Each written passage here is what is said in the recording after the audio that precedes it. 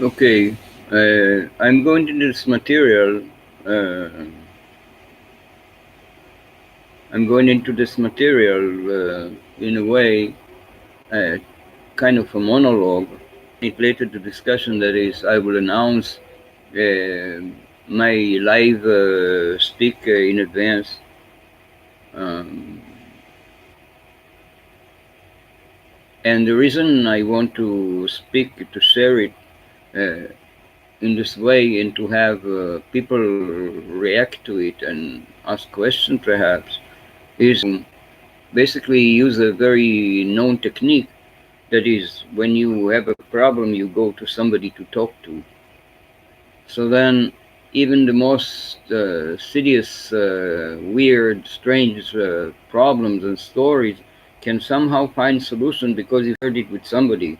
In the same way, the Kabbalah people, the shadow people, although they're very weak, but they use a lot of elements and a lot of discussion, a lot of writing, a lot of symbolism to cover that they are very weak. We don't need this, but we know that they are doing great, the big effect that they have by just sharing it in so many places and creating such a big effect. We don't need this so much because we are light people. We are much stronger than they are, and that's why I'm doing this video. I'm sharing it with you, a story, uh, so that it will roll a little bit. I'm not going to jump into any conclusion because I don't have a conclusion myself. I'm just telling the story to raise awareness to this. Okay. So my brother, my dear brother, my elder brother, joined the kibbutz in Israel. We are Israelis. We're Hebrew. We're not Jewish. We're Hebrew. He joined the kibbutz.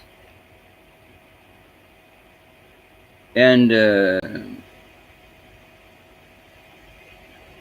after like many years that he was there, he was married and he had children there. I visited there once with my son, and I had many friends there. I used to go there. I was like 15 when I started to go visit my brother, and I went on visiting, so I made many friends there. Some of them became very close friends, and quite a few of them are dead now. They died where they were not old or anything, they just suddenly died. They dropped dead in the middle of the day for no particular reason. Nobody knew why they dropped dead. They were respected, they were healthy, they were okay.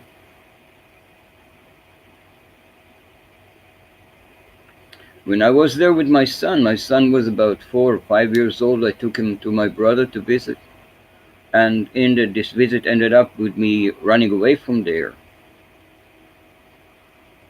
The thing is, I was with my brother's wife and three daughters of theirs, and they were my brother's wife was showing them something in the carpentry, and she was behaving really weird. She was kind of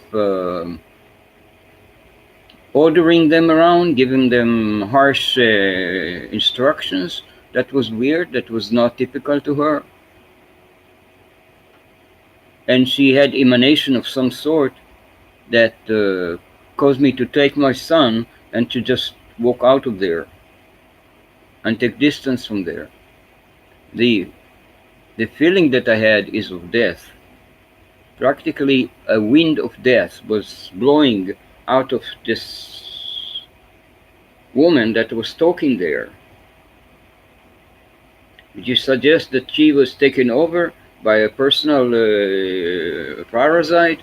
That can happen. That can happen. I don't know. Maybe I know other people that seem to have been under this, and they were afraid. They are living in fear, and I think one of the reasons that many people in Israel become religions is because this fear they don't recognize its source. They don't see the entity that is taking over them. That's one solution. Anyway, my brother then and his wife and his children, they moved to live with my parents. They left the kibbutz and they went back to live in town where he was born. So my parents gave him an apartment, and he lived next to my parents. A few years after they lived there, they got well organized and established in town. They had good business, work, both working very well. They earned a lot of money. They had a position, a very high, respected position. And then one day, his wife, that the same woman that I talked before, she started to lose her mind in some weird way. She would talk strangely. She would repeat the same thing over and over again. It was apparent that something is bad with her, going that she's ill with something. Then my niece, her daughter, she complained to me and we discussed it. And then she went to check and they found a kind of Alzheimer uh, in her or something. That there was a kind of special something that she had. And it turned out in a year time she couldn't speak anymore. She was only bumbling, jumbling, and that went on for a few years more until she passed. My brother was devastated, of course. But before she passed, because of this disease that was eating a brain, if you want, possibly, maybe it was a biological agent that was introduced in a factory, that they produced something in this factory, in this kibbutz. And this factory is a special something that based on such special something that brought over from where? From Ukraine.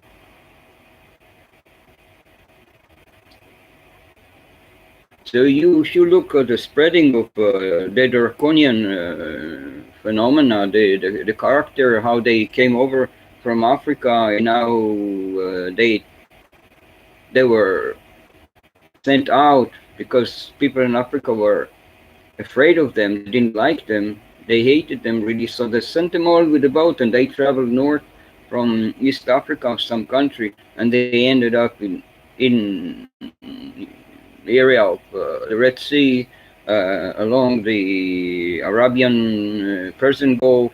Then they went east to India, and everywhere that they stopped, these creatures, they were draconians of some sort. He was reproducing. They were reproducing and becoming many. So they became in the years many people, and they started to travel around, and they found themselves. You can find them controlling Babylon, and you can find them controlling Jerusalem, and you can find them controlling. They make up spiritual centers or some sort of power center. That they are obsessed with power and control.